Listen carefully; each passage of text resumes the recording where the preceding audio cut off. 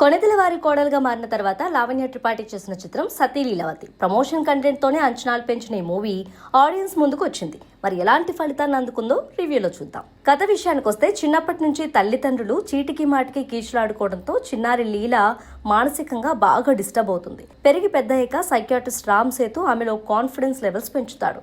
సేతులోని good qualities నచ్చి అతన్నే పెళ్లాడుతుంది. సేతు కారణంగా ఆమె 3 ఏళ్లలో స్టార్ డైరెక్టర్ గా ఎదుగుతుంది. అక్కడి నుంచే ఆమె కష్టాలు మొదలవుతాయి. భార్య షూటింగ్స్ లో బిజీ, తనను పట్టించుకోకపోవడంతో సేతు డిప్రెషన్ కు లోనవుతాడు. ఆ సమయంలో నర్స్ నికోలా సెబెస్టియన్ కు దగ్గరవుతాడు. భార్యకు విడాకులు ఇచ్చి నికోలాను పెళ్లి చేసుకోవాలని సేతు అనుకుంటాడు.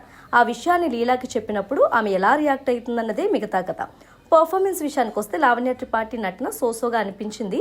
పెళ్లి తర్వాత కూడా గ్లామర్ కనిపించింది. పైగా కథకు అనుగుణంగా యాక్షన్ సీన్లు చేసింది. హీరో దేవ్ మోహన్ చూసేందుకు అందంగా కనిపించినప్పటికీ యాక్టింగ్ తో ఆకట్టుకోలేకపోయాడు. పైగా తన వాయిస్ సినిమాకు మైనస్ గా మారింది. ఇక పవిత్ర లోకేష్, నరేష్ భార్యాభర్తలుగా ఒదిగిపోయారు. లవర్ గా మడోనా సెబెస్టియనా పర్వాలేదనిపించింది. సప్తగిరి నటన చిరాకు తెప్పిస్తుంది. నిర్మాతగా మెట్టు రాజేంద్రన్, లాయర్ గా విటివి గణేష్, లీలా మేనబావగా జాఫర్ సిద్దిక్, పోలీస్ ఆఫీసర్ గా తాగుబోతు రమేష్ ఓకే అనిపించుకున్నారు. టెక్నికల్ పాయింట్స్ విషయానికి వస్తే డైరెక్టర్ గానే కాకుండా రైటర్ గా కూడా తాతినేని సత్య ఫెయిల్ అయ్యాడు. కథ కామెడీ విషయంలో సత్తా చాటలేకపోయాడు.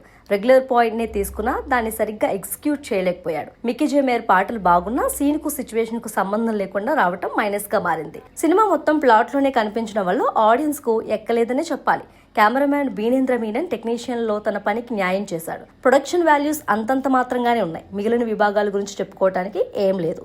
ఓవరాల్ గా సిల్లీ సినిమాగా వచ్చి ఆడియన్స్ కు చిరాకు తెప్పించింది సతీ లీలావతి.